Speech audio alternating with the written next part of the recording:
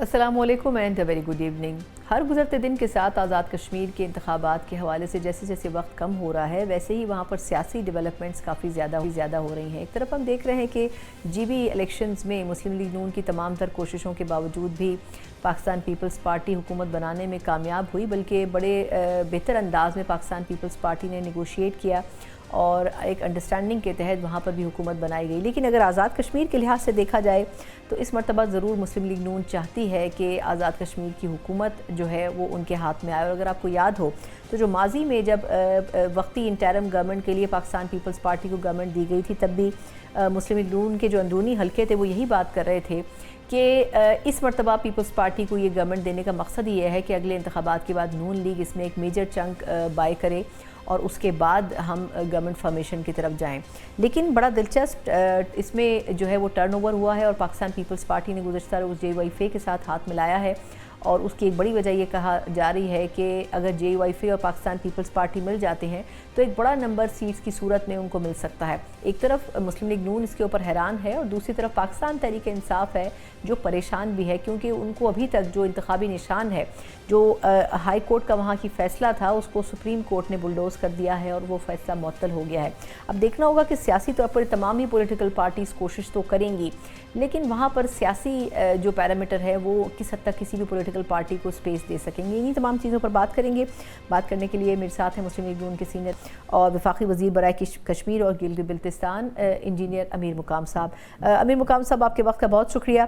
پہلے تو بتائیے گا کہ یہ جو پیپلز پارٹی اور جے وائی فے میں گزشتہ روز ایک الائنس ہوا ہے، اس انتخابی اتحاد کو آپ کیا دیکھ رہے ہیں کہ یہ کوئی دیرپا انتخاب ہے یا الائنس ہے، یا پھر آپ سمجھتے ہیں کہ یہ ایک وقتی سیاسی مفاہمت ہے جو دونوں پارٹیز کے بیچ میں ہو رہی ہے اور اس سے نون لیگ کو کوئی خاص فرق نہیں پڑتا؟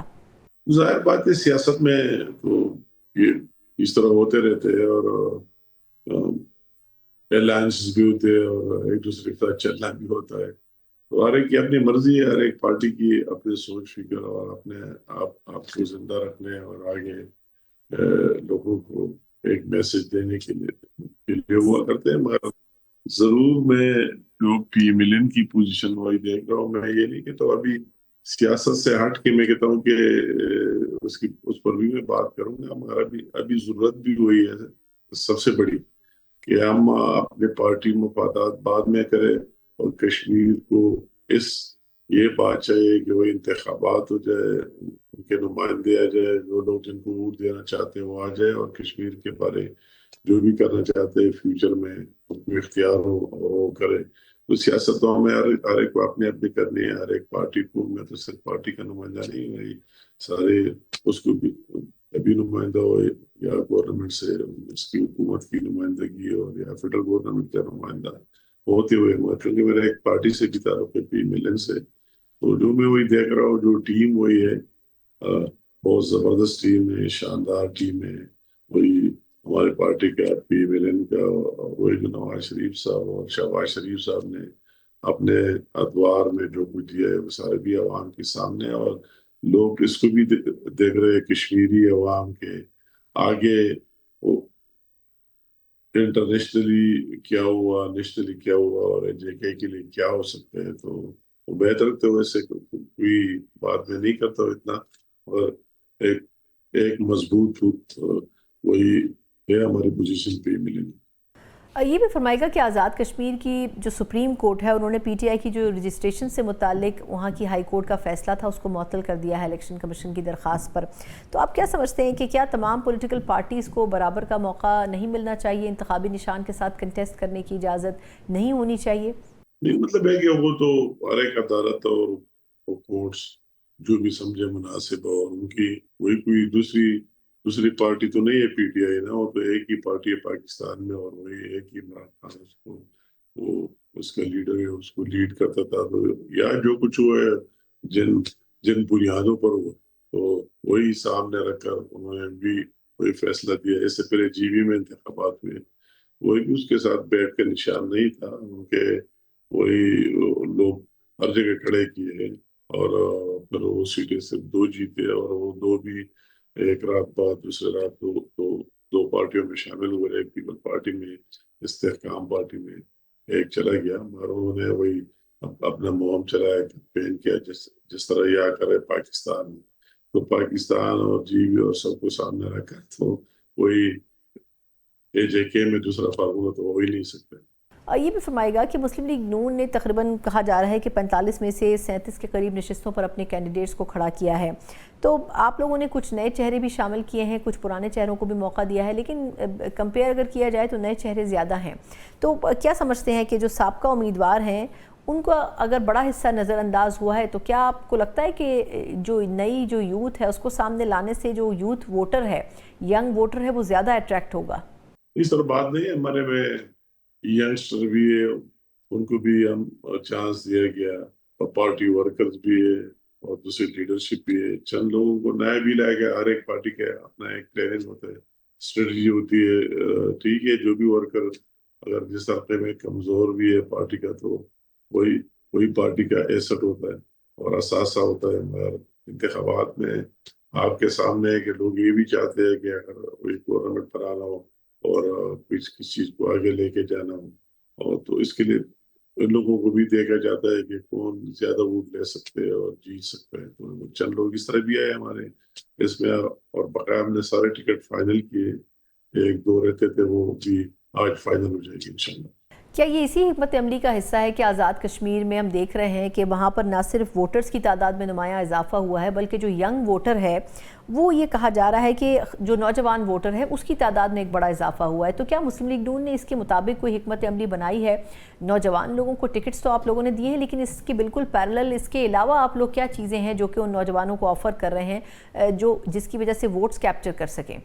पीपल पार्टी की सियासत में जो आप कह रहे हैं, मैं कहूँ दूसरा कह रहे हैं, अगर वही हमारी या गवर्नमेंट है तो हम सबकी सबकी मशावरत से चलता है और सारे उसको वोट दे रहे हैं। या हमारी मखलूत हुकूमत है टाइप की, अगर वही सदर पाकिस्तान है तो हमने उसको भी वोट दिया है, और या या वजीर आजम पाकिस्तान है तो उनको भी या वोट दिया, और साथ चलते भी हैं। अभी ये बजट आया, हम सब ने एक साथ पास किया। ये नहीं कि तो ये जो चीजें इसी फार्मूले से हो रहे हैं, तो इसमें हम सारे एक जैसे, कोई और बात नहीं है। और रह गई वही AJK में, तो हर एक पार्टी अपनी सियासत के लिए दूसरे पर, मगर अभी लोग बहुत समझते हैं और समझदार है कि किसने क्या किया है और किसने अच्छा किया और किसने अच्छा नहीं किया। तो सारे उन लोगों के सामने हमारा बयानिया तो क्लियर कट, हमारी पार्टी की का बयानिया, वही हमारी लीडरशिप की, वही माजी भी है और हाल भी है। वही कश्मीर की इशू के बारे अगर बात आई, अब भी जो बात चल रही है, इसके अलावा कोई की डेवलपमेंट की अगर बात आई, एक लंबी चौड़ी लिस्ट है जो नवाज शरीफ साहब की दौर में और फिर शहबाज शरीफ साहब की दौर में जो कुछ हो रहा है सबके सामने। हमारे तो लोग ये भी देख रहे हैं कि वही मरकज में आइंदा 3 साल के लिए कौन बैठा हुआ है और कौन कर सकता है, किसी का माजी क्या है, अगर माजी में किसी पार्टी को चांस मिला है तो उसने या कश्मीर को क्या दिया है, अभी हाल में जो पार्टियां सामने हो क्या कर सकते हैं और फ्यूचर में क्या कर सकते हैं। तो इतना तफसील में मैं इसमें जाना नहीं चाहता हूँ, मगर ये हर एक बंदे को समझ आ रही है। और इन तीनों जो फार्मूले है और तीनों चीजें उनको सामने रखकर वो इंशाल्लाह ताला अपना फैसला देंगे। ये बताएगा कि जो अमन कमेटी वहाँ पर मुज़ाकरात के लिए बनी थी और पिछले कुछ माह में जो कुछ उसके साथ होता रहा और जो खुद उन्होंने उस इलाके में भी करने की कोशिश की, आपको क्या लगता है कि ये भी कहा जा रहा था उनकी तरफ से कि वो इलेक्शन भी वक्त पर नहीं होने देंगे और एहतजाज करेंगे, तो क्या वाकई इलेक्शन की डेट को मुतासर किया जा सकेगा? नहीं, हम लगे हुए हैं इसमें। वही जो बात, यूथ भी इसी का पार्ट है, इसी का हिस्सा है। बेशक वही एक्शन कमेटी का अपना एक प्रोग्राम, वही जो लगे हुए हैं, और अभी भी आवाम के सामने वो आ रही है कि उसका मकसद क्या है और किसके लिए करते हैं। ये कश्मीरियों के लिए कितना कर रहे हैं और कोई और क्या बात है इसके पीछे, वो भी सामने आ रही है। उसके बारे में मैं आपको सिंपल ये बताऊंगा कि मैं उस कमेटी को लीड कर रहा हूँ इम्प्लीमेंटेशन की, जो उनके साथ मुआहिदा हुआ है। और लास्ट टाइम जो लास्ट महीने मई में मेरी उसके साथ लास्ट मीटिंग हुई, वही मुजफ्फराबाद जाकर, तो उन्होंने जो डिमांड्स थे अजीब अजीब से दिए। जो 38 थे, कहते हैं कि 38 के अलावा हमारे 8 नए डिमांड्स भी है। और उस डिमांड में उन्होंने ये भी लिखा था, आज भी मैंने बात की और कोई कापी भी दी लोगों को। उनमें उनका ये भी डिमांड था कि पाकिस्तान के साथ वही जो जेके के हल्फ में लिखा हुआ है, बीइंग ए पार्लियामेंट मेंबर, कि वो पाकिस्तान के साथ लायल रहेगा और वफादार रहेगा। उन्होंने कहा कि ये नाम, ये पाकिस्तान का नाम ही निकाले, पाकिस्तान के साथ लॉयल्टी का ये क्लास भी खत्म करे। तो उनके जो जो चीजें अभी वो सामने आ रहे हैं और लोग महसूस कर रहे हैं कि उनको आखिरी एंड क्या है और किस तरफ लेके जाना चाहते हैं। बकाया वही यूथ भी इस सिस्टम का, इस निज़ाम का पार्ट है। अभी कोटली में हमने बिल्कुल एक यंग लड़के को आगे लाया, सामने लाया, उसको टिकट दी, इस तरह और जगहों में। तो मैं कहता हूँ कि वही सबके लिए वो देख रहे हैं कि किसी ने यूथ के लिए क्या किया है और उसके आवाम के लिए क्या कर रहे हैं और उसकी फ्यूचर प्लान क्या है। तो इसी इन सबको सामने रखते हुए उम्मीद रखते हैं कि इंशाल्लाह ताला कोई कोई नताज अच्छे होंगे। मगर सबसे बढ़कर अभी उसकी जरूरत भी है कि इंतखाबात खामखा हो जाए, अपने टाइम पर हो जाए, और जिसको भी लोग वोट देते हैं उनको सामने लाया जाए और उनको इख्तियार दिया जाए कि वो आगे के बारे, उसके बारे, कश्मीर के बारे अप, अपने फैसले करे और उसको लेके आगे जाए। हमने माजी में देखा है सब कुछ हो सकता है, कोई काम ये नहीं, कोई कह सकता है कि ये काम नहीं हो सकता है। मगर मैं कहता हूँ उन कश्मीरियों के भी हम मशहूर है कि उन्होंने इस कार को बिल्कुल मुस्तरद किया हुआ है। अगर आप आर डिवीजन कोटली से नीचे मीरपुर से शुरू कर गए और वही आगे जाते हुए नीलम झेलम वेली तक गए तो सारे एक पीसफुल लाइफ है, लोगों ने इसमें हिस्सा नहीं लिया और पार्टिसिपेट नहीं किया। अलबत्ता एक जगह में वही है कोई पहुंच डिवीजन में, और उसको भी अभी ये एहसास होना चाहिए और रियलाइज होना चाहिए कि इससे आगे कोई चीज हासिल नहीं होने। तो मेरे ख्याल में वो भी एट द एंड इस तरह हो जाए। पहले तो ये था कि उन्होंने जो मेरे साथ मीटिंग की थी उसमें कहा गया कि अगर आप हमारे ये मसाइल या कम जून तक उनकी डेडलाइन थी, आप हल न करें तो 9 जून का हम हम पूरे कश्मीर को ब्लॉक करेंगे और हर जगह एहतजाज होगा और रैलियां होंगी और सारी जिंदगी मफलूज बनाएंगे, कोई निकल नहीं सकेगा, कोई ये काम नहीं होगा, कोई ऑफिस जो धंधे ऑफिस है उनको रन नहीं होने देंगे पूरे कश्मीर में पूरे में। तो इस तरह नहीं हो सका, उसको नाकामी हुई और सारा सारा निज़ाम चल रहा है। पता जो लोगों को अभी फील करे कि कोई तकालीफ भी है, उनको सामना भी है आने जाने मुख्तलिफ इशूज में, तो इंशाल्लाह ताला वो भी हल हो जाएंगे, बहुत जल्द हल होंगे, 1 हफ्ते के हल हो जाएंगे। और इंशाल्लाह इंतखाबात का टाइम आता है तो सब कुछ इंशाल्लाह ठीक ठाक होगा और पीसफुल होगा और अमन से हो। क्योंकि इस तरह हो ही नहीं सकता है कि कोई निकल निकल आते हैं और पार्लियामेंट और जमहूरियत और सब कुछ छोड़कर सारे को हम कहते हैं कि वो अपने जोर से और इसी अंदाज से सबको ब्लॉक करते हैं और कहते हैं कि इस तरह करे उस तरह करे। फिर तो ये ये निज़ाम चलने का नहीं, तो इस तरह होगा नहीं। ये बताएगा कि पाकिस्तान तहरीक इंसाफ को बड़े चैलेंजेस दरपेश हैं, कानूनी भी और उसके साथ साथ कुछ तंजीमी मुश्किलात भी वहाँ पर हैं, लेकिन उसके बावजूद भी वो कंटेस्ट कर रहे हैं। तो आपका जो मेन कॉम्पिटिटर है सिलेक्शन में वो पीपल्स पार्टी है जो कि JUIF के साथ हाथ मिला चुकी है, या आप समझते हैं कि असल जो राइवलरी है वो PTI के कैंडिडेट्स के साथ ही होगी? पीपल पार्टी के साथ नहीं, पीपल पार्टी हमारे इस तरह रिवायती हरीफ रहा माजी में भी और अब भी है। मैं कहता हूँ कि मेन कंपटीटर ये दोनों बड़ी पार्टियां होंगे। और वही PTI के, तो मैंने आपको वही बताया कि उन्होंने 16-18 हल्कों में खड़े किए थे और उनमें से सीटें 2 जीते और 2 भी रातों रात दूसरे पार्टियों में शामिल हो गए। तो अभी इमरान खान के नाम से उसी पार्लियामेंट में जीवी का एक मेंबर भी नहीं रहा। तो यह भी मैं अभी फील कर रहा हूँ, देख रहा हूँ कि इस तरह उसके कोई इस तरह फ्यूचर हम नहीं देख रहे हैं। और इस तरह मुकाबले में पहले अगर उन्होंने 6 और फिर 16 सीटें हो गई जीबी में, तो आके 2 पर ठहरे और 2 भी रातों रात दूसरे पार्टियों में चले गए। तो इस या भी मैं इस तरह नहीं देख रहा कि उनके साथ कोई मुकाबला होगा। मैं कहूँ ना कहूँ, कोई पीपल पार्टी भी एक रियलिटी है और मुस्लिम लीग नून भी एक रियलिटी है, तो दोनों के दरमियान मुकाबला। بہت بہت شکریہ انجینئر امیر مقام صاحب ہمارے ساتھ موجود تھے، وفاقی وزیر برائے کشمیر اور گلگت بلتستان۔ یقیناً مسلم لیگ نون بھرپور کوشش کرے گی، لیکن اب دیکھنا ہوگا کہ الیکشن میں پاکستان پیپلز پارٹی کی اسمارٹ جو حکمت عملی ہے وہ کامیاب رہتی ہے، یا پھر جس طریقے سے مسلم لیگ نون اپنے پلان کو لے کے چل رہی ہے وہ کامیاب ہوتی ہے۔ ایک مختصر وقفے کے بعد ہم بات کرنے جا رہے ہیں خود اپوزیشن کی ہی نمائندہ جماعت پاکستان تحریک انصاف سے، کہ صرف آزاد کشمیر کے الیکشن ہی نہیں، گلگت بلتستان کے الیکشنز میں بھی جو کچھ ہوا اس کے بعد اب آگے کیسے پی ٹی آئی نے موو فارورڈ کرنا ہے، اس پہ بات کرتے ہیں ایک بریک کے بعد۔ Welcome back. جس طرح ہم نے گورنمنٹ کا موقف جانا، بالکل اس کے متضاد جو موقف ہے وہ پاکستان تحریک انصاف یعنی اپوزیشن کی جماعت کا ہے، اور اگر دیکھا جائے تو گلگت بلتستان کے انتخابات ہوں یا پھر آنے والے آزاد کشمیر کے انتخابات ہوں، بنیادی مسئلہ پاکستان تحریک انصاف کو کیمپیننگ میں بھی رہا ہے، اور سب سے بڑھ کر یہ دیکھا گیا ہے کہ کس حد تک پاکستان تحریک انصاف کے اپنے ٹکٹ کے اوپر، اپنے نشان کے اوپر، کینڈیڈیٹس کے حوالے سے، کیمپیننگ کے حوالے سے جی بی الیکشنز میں بھی متعدد شکایتیں اور ریکارڈ پر لا چکی ہے، لیکن اس کے باوجود ابھی بھی دیکھا جائے تو آزاد کشمیر میں جو میدان سج رہا ہے اس کے حساب سے جتنا پاکستان پیپلز پارٹی اور نون لیگ اپنے امیدواروں کے لیے کوششیں کر رہے ہیں اتنا ہی پاکستان تحریک انصاف بھی کرنا چاہ رہی ہے۔ لیکن اب اس میں ایک اہم چیز یہ بھی ہوئی ہے کہ ایک طرف ہم 190 ملین پاؤنڈ کیس کے بارے میں دیکھ رہے ہیں ڈیولپمنٹ کے، اسلام آباد ہائی کورٹ کی جانب سے جو سزا معطلی کی درخواست تھی وہ مسترد ہونے کے بعد اب پی ٹی آئی یہ بات کر رہی ہے کہ وہ سپریم کورٹ سے رجوع کریں گے، لیکن جہاں ایک طرف نون لیگ اس کو یہ کہتی ہے کہ بالکل اوپن اینڈ شٹ کیس ہے، وہیں پی ٹی آئی اس کے بارے میں یہ رائے رکھتی ہے کہ یہ ایک سیاسی مقدمہ ہے۔ کس حد تک امید اس حوالے سے عدلیہ سے کی جا سکتی ہے، ان تمام چیزوں پر بھی بات کریں گے۔ بات کرنے کے لیے میرے ساتھ موجود ہیں پی ٹی آئی رہنما اور ممبر قومی اسمبلی علی محمد خان صاحب۔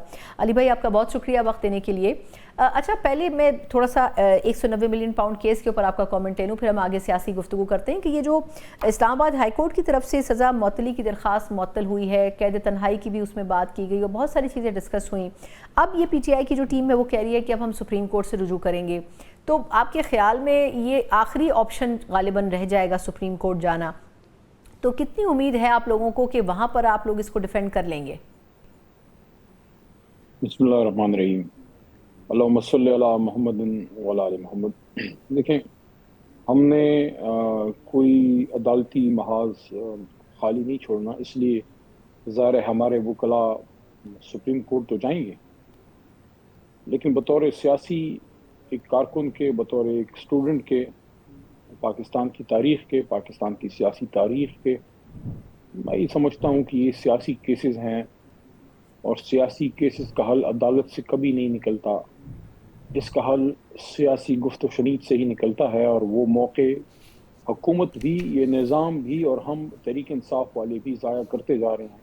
ابھی حال ہی میں بجٹ سیشن میں وزیر اعظم شہباز شریف نے آفر دی، ڈائیلاگ کی، ہماری طرف سے اس کو ویلکم کیا گیا، لیکن اس میں ابھی تک کوئی پیش رفت نہیں ہو سکی۔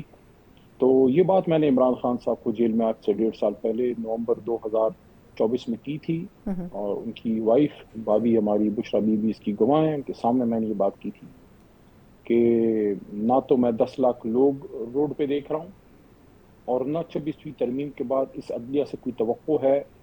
آپ ڈیل نہیں لیکن ڈائیلاگ کیجیے اور ادھر سے نکلیے، کیونکہ مجھے نہیں لگتا ان عدالتوں سے آپ چھوٹنے والے ہیں۔ آج اس بات پہ سب آ رہے ہیں۔ میں پھر بھی یہ کہوں گا، عدالت میں ہم جائیں گے، عدالت عالیہ میں، عدالت عظمیٰ میں، سپریم کورٹ میں، لیکن پھر بھی میں اپنی لیڈرشپ کی طرف ضرور دیکھوں گا کہ وہ کب وزیر اعظم کی اس آفر کی طرف آگے بڑھتے ہیں، کیونکہ اگر وزیر اعظم کی، خدا نخواستہ میں بدگمانی نہیں کرتا، لیکن اگر ان کی دل میں کوئی ملال ہے، کوئی وہ نہیں، اس کو دل سے انہوں نے آفر نہیں کی، وہ بھی سامنے آ جائے گی، لیکن اگر ہم اس آفر کی طرف جائیں گے نہیں تو نقصان اس کا خانصہ کوئی ہوگا، کسی اور کو نہیں۔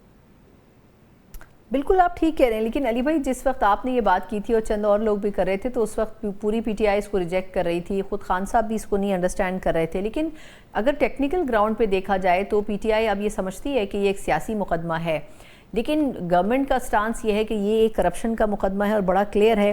تو اب جو لاجیکلی اگر آپ چلیں تو آپ خود بھی وکیل ہیں، آپ کیسے سمجھتے ہیں کہ اس کو پی ٹی آئی کیسے ڈیفینڈ کرے گی کہ یہ صرف ایک سیاسی انتقام ہے جو ہو رہا ہے؟ دیکھیں، عدالت میں تو آپ کوئی سیاسی دلیل نہیں دے سکتے، عدالت میں تو آپ نے قانونی حقائق پر بات کرنی ہوتی ہے۔ بالکل، حقائق میں بھی ہم سٹرونگ ہیں، حقائق میں بھی اگر کیس کو میرٹ پہ سنا جائے تو ہمیں جس طرح سائپر کیس میں ریلیف ملا یا جناب عمران خان صاحب کو جس طرح عدت کیس میں ریلیف ملا، یہ بھی کوئی کیس نہیں ہے. لیکن میں جو بات کر رہا ہوں وہ یہ ہے کہ محترم عمران خان صاحب کے یہ کیسز سارے سیاسی بنے ہیں. ایک آدمی ملک کا سابق وزیر اعظم ہے، محب وطن پاکستانی ہے، ایک نیشنل ہیرو رہا ہے، اب بھی ہے.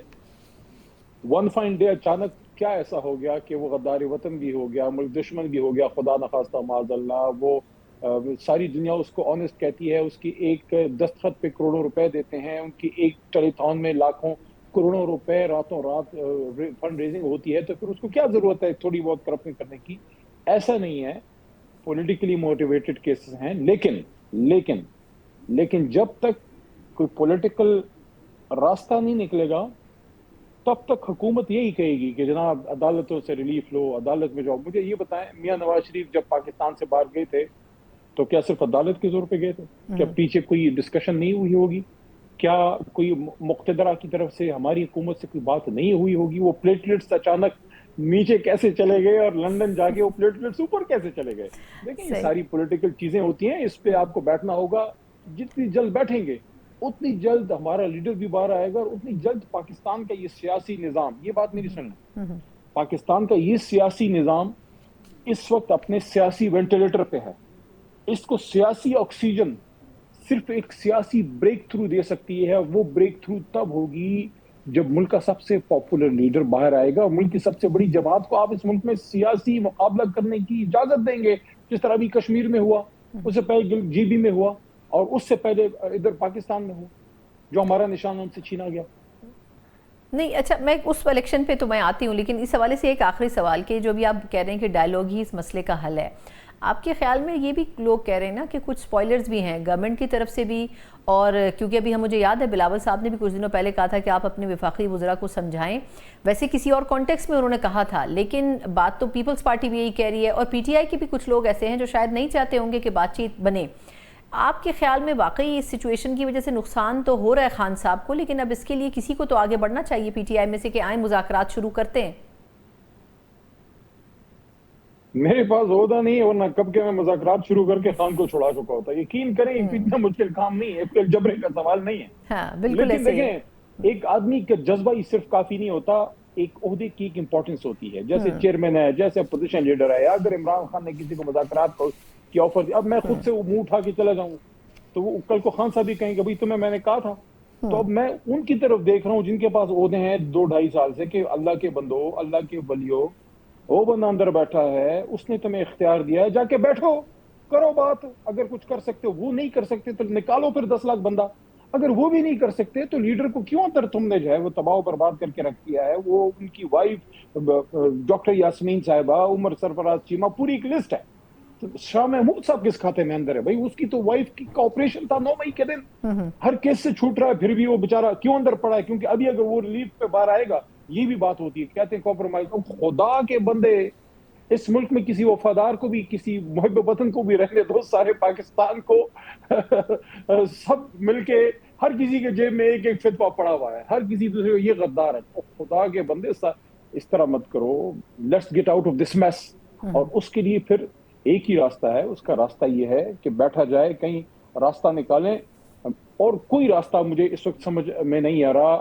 آپ یہ دیکھیے کہ عمران خان صاحب کے 1000 سے زیادہ دن جیل میں ہو گئے ہیں، اور پہلے رہائی کی بات ہوتی تھی، اب رسائی کی کوششیں کی جا رہی ہیں. میں نے ابھی اس ہفتے، میں ویکینڈ پہ گاؤں تھا، میں نے ایک ٹویٹ کی، اس میں میں نے کہا کہ بھائی خان صاحب تک جس کو بھی رسائی کا موقع ملتا ہے، بہنیں ہیں، کوئی ذمہ دار عہدیدار ہے. ذمہ دار عہدیدار کون ہے؟ کوئی زید بکر عمر نہیں. چیئرمین ہو گیا، جنرل سیکرٹری ہو گیا، اپوزیشن لیڈر صاحبان دونوں ہو گئے، وزیر اعلیٰ صاحب ہو گئے، کوئی محترم ایم این اے. دیکھیں جو عمران خان کا صوبائی صدر ہے، جو عمران خان کا چیئرمین ہے، جو عمران خان کی جماعت کے جنرل سیکرٹری ہے، علی محمد نے یا ثنا مرزا نے تو، ان لوگوں نے تو نہیں بنایا نا، عمران خان نے بنایا ہے. اگر عمران خان نے ایک شخص کو چیئرمین تحریک انصاف بنا دیا، وہ نہ جا کے ملے عمران خان سے. اگر عمران خان نے کسی شخص کو جنرل سیکرٹری بنایا ہے، وہ کیوں نہ جا کے ملے عمران خان سے. اگر عمران خان نے کسی شخص کو ممبر قومی اسمبلی کا ٹکٹ دیا ہے تو اس کو یقین ہوگا تو دیا ہوگا نا. اس لیے میں یہ کہتا ہوں کہ تحریک انصاف والوں کو بھی کہتا ہوں، اس چکر سے نکلو کہ یہ جائے گا وہ نہیں جائے گا. او بھائی یہ انا کا وقت نہیں ہے، یہ میری جنگ تیری جنگ کی بات نہیں ہے. یہ اس کی بات نہیں ہے کہ وہ چلا گیا میری امپورٹنس ختم ہو جائے گی. امپورٹنس عمران خان کی ہے, امپورٹنس عمران خان کی رہائی کی ہے, ان کی وائف کو ہیلتھ فیسلٹیز دینے کی ہے. وہ خاتون ہے, عورت ہے, وہ خاتون ہے, وہ بھی جیل میں پڑی ہوئی ہے, گناہ سزا ایک طرف, اس کو ہیلتھ فیسلٹی نہیں چاہیے. خواتین کو سو مسائل ہوتے ہیں, اس کو اسپتال نہیں جانا بنتا, اس کے لیے کون جائے گا؟ تحریک انصاف سے اگر سسٹر میں سے کوئی سسٹر چلی جائے, گور صاحب چلے جائیں, راجہ صاحب چلے جائیں, سہیل آفریدی چلا جائے, جنید اکبر خان چلا جائے, میں چلا جاؤں, اسد قیصر چلے جائیں, ہم میں سے کون ہے جو عمران خان کا برا چاہے گا؟ تو اس بحث سے نکلو, لیٹس بی پریکٹیکل, خان تک رسائی دیں, رسائی ملنے کے بعد آگے کا راستہ دیں, گفتگو کا سلسلہ شروع کریں. عمران خان صاحب باہر آئیں, یہ پارٹی دوبارہ یکجا ہو, ہمیں ہمارا نشان ملے. جو لوگ تحریک انصاف کے ساتھ جڑنا چاہتے ہیں وہ جڑیں, اور یہ اچھا علی بھائی یہ اپنے آپ سیاست کرے. یہ تو دیکھیں ابھی آپ نے نشان کی بات کی, عمران خان صاحب کی لیڈرشپ میں یہ بھی ضروری بات ہے. جی میں یہ پوچھنا چاہ رہی ہوں آپ سے کہ یہ جو ابھی انتخابی نشان کی آپ نے بات کی ہے, ابھی آزاد کشمیر میں انتخابی نشان کے اوپر جو کچھ ہوا, پہلے ہائی کورٹ نے فیصلہ دیا, اس کے بعد اب سپریم کورٹ میں الیکشن کمیشن چلا گیا تو وہ انہوں نے معطل کر دیا فیصلہ. جی بی میں بھی اسی طرح کے مسائل ہوئے تھے, تو آپ کے خیال میں وہ تو یہ سمجھتے ہیں کہ جی پی ٹی آئی کی وہ اسٹرینتھ ہی نہیں ہے, دیکھیں جو ان کے حامی امیدوار تھے جی بی میں وہ تو کامیاب ہی نہیں ہو اگر ہم نون لیگ سے پوچھیں تو, لیکن پھر وجہ کیا ہے کہ بلے کا نشان بھی نہیں دینا, پھر کنٹیسٹ بھی نہیں کرنے دینا, کیمپین بھی نہیں کرنے دینی, اور اس کے بعد پھر توقع کرنا ہے کہ اپوزیشن بن کر بھی رہے؟ دیکھیں میں تحریک انصاف والوں کو کہتا ہوں, خواب و خیال کی جنت سے نکلو.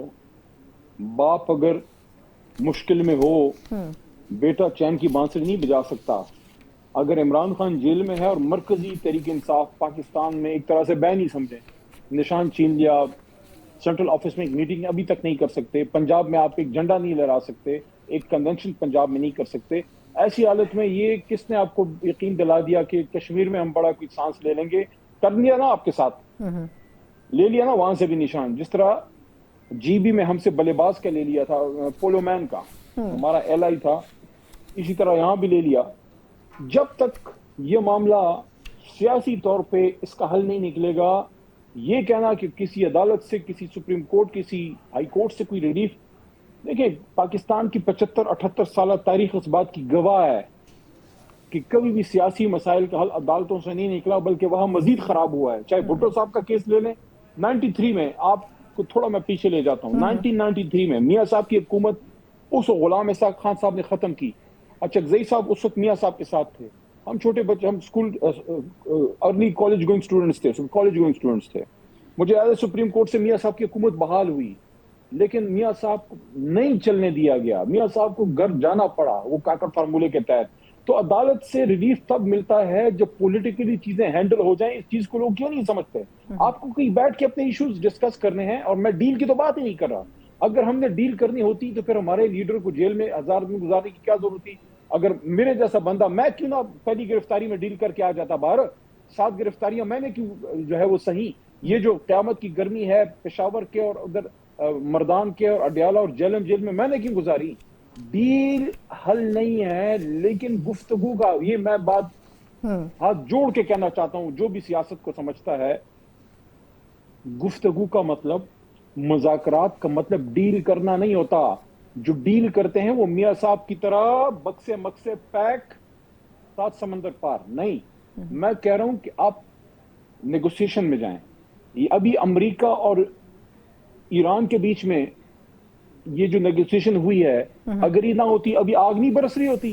پاکستان نے ایک اچھا کردار ادا کیا نا. میں نے شہباز شریف صاحب کو, محترم کو, فلور آف اسمبلی یہ بات کی کہ جب آپ وہاں یہ اتنا اچھا کام کر رہے ہیں تو ادھر بھی کرو نا بھائی.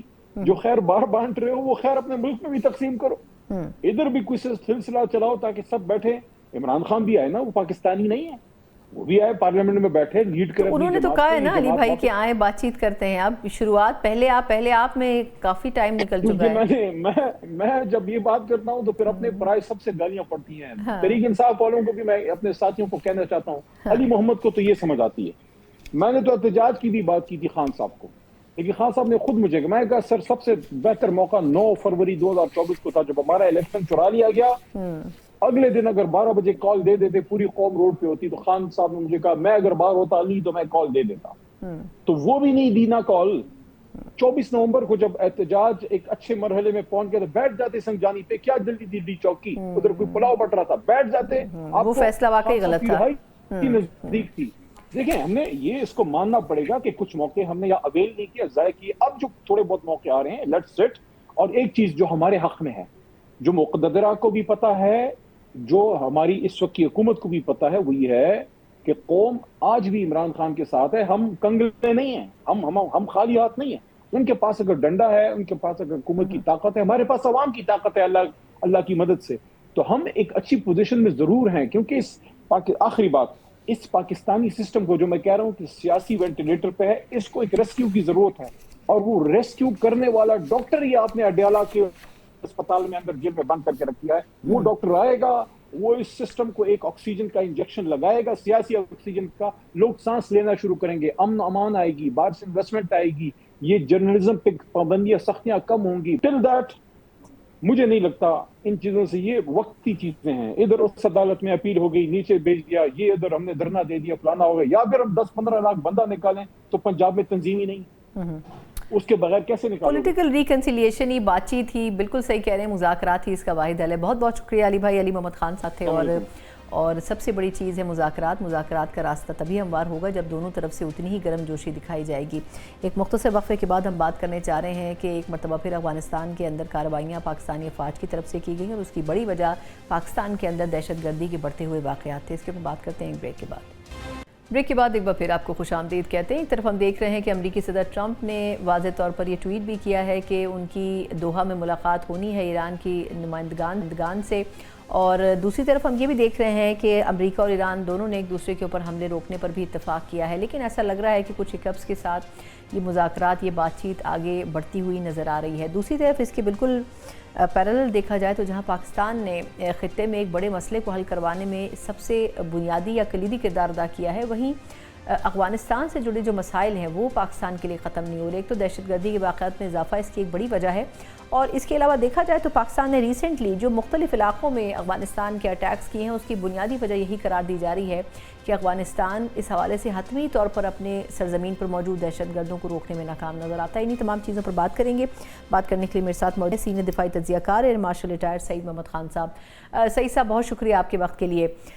सर, ये फरमाएगा कि पहले आपसे मैं क्विकली ईरान और अमेरिका से मुताल्लिक बात कर लेती हूँ कि एक तो ये भी थोड़ी सी क्लैरिटी आई है कि जो ईरान है उसके मुंजमद असासों की बड़ी बात हो रही थी कि जी मुआहदे में ये भी शामिल है, तो ईरानी सदर ने इसको भी क्लैरिफाई किया है कि जी कतर के जो हमारे 12 अरब डॉलर थे उसमें से 6 अरब डॉलर आएंगे। दूसरा, अमेरिकन प्रेसिडेंट ने भी ट्वीट किया है कि उनकी दोहा में मुलाकात होने जा रही है ईरानी वफ़द से। अब आप क्या समझते हैं कि क्या फ़ाइनल जो डायलॉग सेशन है वो शुरू होने वाला है या अभी इसको मज़ीद टाइम दरकार होगा? बिस्मिल्लाहिर्रहमानिर्रहीम। सना साहिबा, थैंक यू वेरी मच, आज आपने दोबारा अपने प्रोग्राम में इनवाइट किया। देखिए, इस वक्त जो है ना, ये दोनों पार्टीज जो है ना, अमेरिका और ईरान, वो अपने अपनी पब्लिक के प्रेशर के अंदर जो है ना वो इस वक्त घिर चुकी हैं बड़ी बुरी तरीके।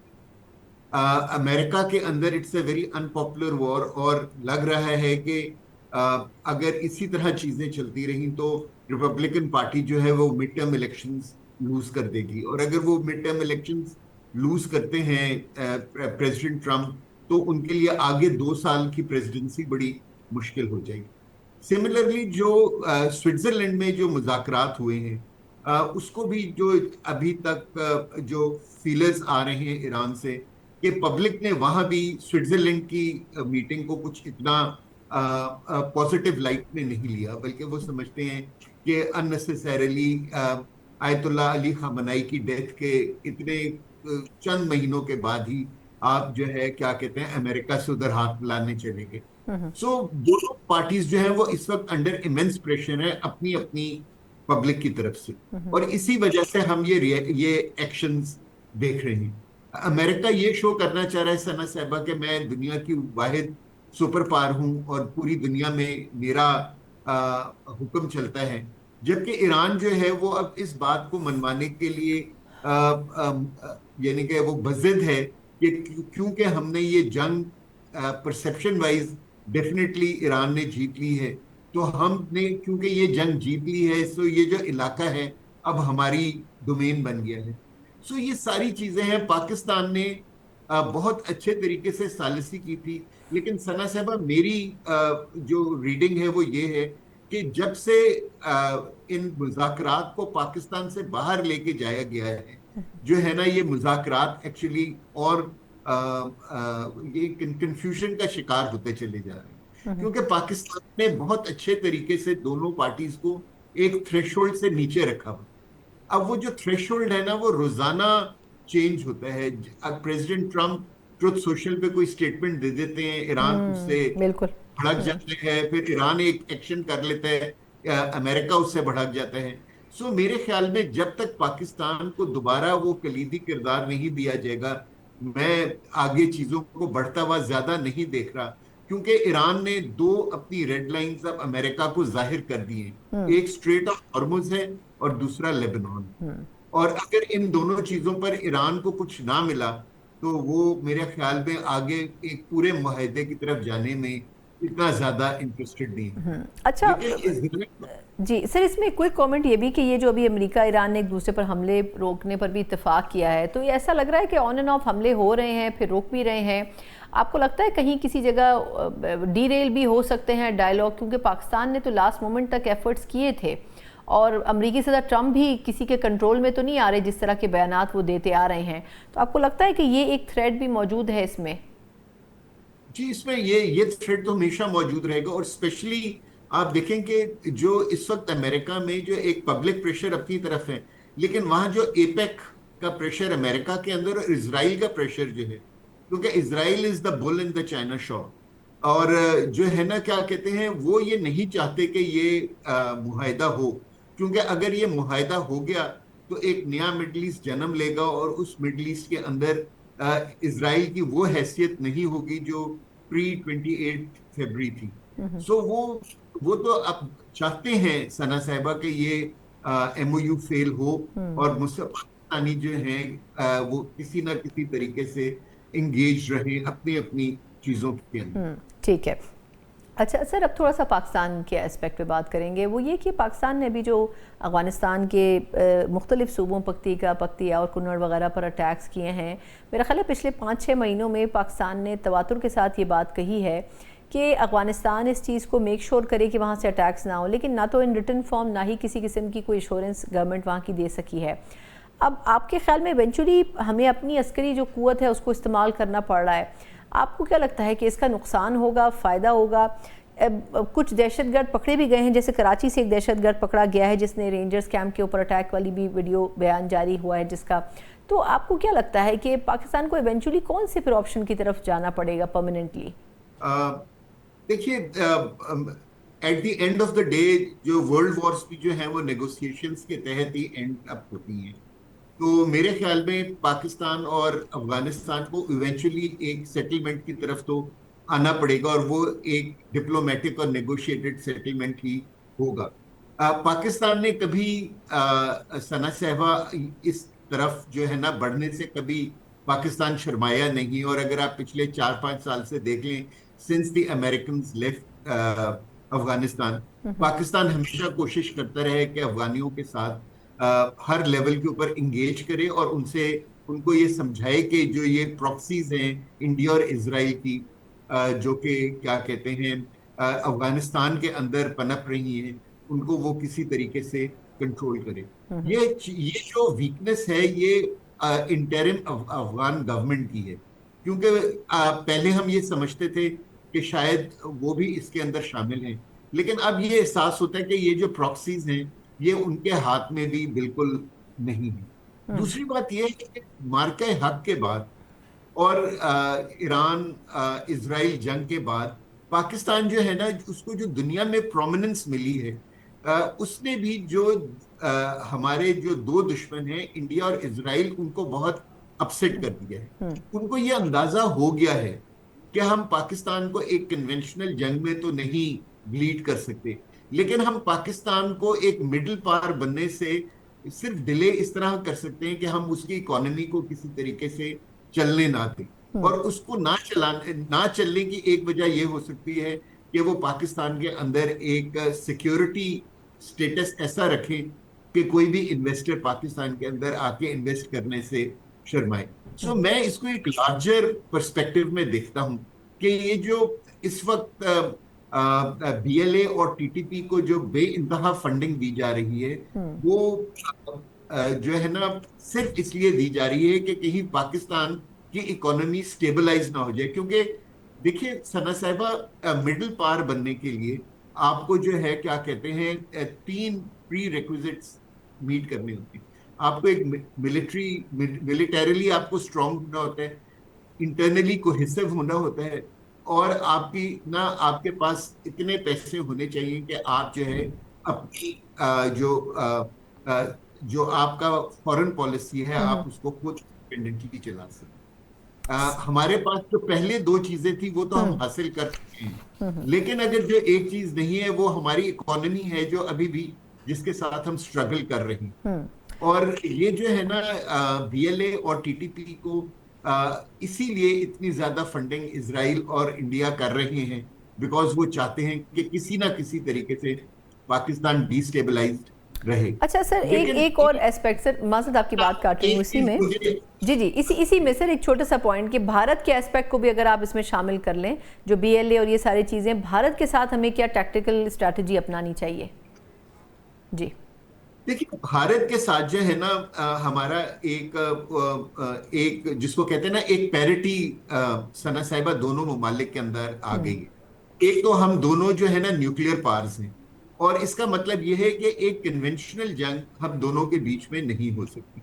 अगर वो कुछ भी होगा, जब भी कोई कॉन्फ्लिक्ट होगा वो सब कन्वेंशनल डोमेन में होगा, जिसका मतलब है कि जो कॉन्फ्लिक्ट है वो 4 से 5 दिन से ज्यादा खिंच नहीं सकता, क्योंकि कोई ना कोई पार्टी अपने न्यूक्लियर थ्रेशोल्ड पर आ जाएगी, और जो दूसरी पार्टी है वो नहीं चाहेगी कि उसके ऊपर न्यूक्लियर वेपन्स चलें, क्योंकि फिर डिस्ट्रक्शन दोनों साइड्स पर इतनी होगी कि कोई भी विक्टर नहीं, ठीक है ना। सो इस वजह से पाकिस्तान और इंडिया के दरमियान तो एक पैरिटी आ गई है। सिंस 1998 2025 चौथी मर्तबा था सना से जब इंडिया ने कोशिश की थी कि इस सब कन्वेंशनल डोमेन में पाकिस्तान की लिमिट को टेस्ट करे कि वो क्या रेड लाइन है जहां तक पाकिस्तान को हम बीट कर सकते हैं या ब्लीड कर सकते हैं। लेकिन पाकिस्तान ने इस मर्तबा उनको दिखला दिया कि जी के we are no more a soft state, अब हम जो है एक हार्ड स्टेट बन चुके हैं। और हार्ड स्टेट का मतलब ये है कि अगर आपने हमारी किसी भी रेड लाइन को क्रॉस किया तो हम आपको बेइंतहा नुकसान पहुंचे। और अब एग्जैक्टली वही चीज जो है पाकिस्तान जो है वो अपने वेस्टर्न फ्रंट के ऊपर कर, हमने हर तरीके से अफगान गवर्नमेंट को समझा लिया, चाइना को बीच में डाला, अपने दोस्तों को, अरब दोस्तों को बीच में डाला, उज्बेकिस्तान को, ताजिकिस्तान को, अजरबैजान को, सबको बीच में डाला कि जी कि आप इनको समझाएं कि हमारे मुल्क के अंदर कोई तकरीबकारी के लिए इन प्रॉक्सीज को असिस्ट ना करें।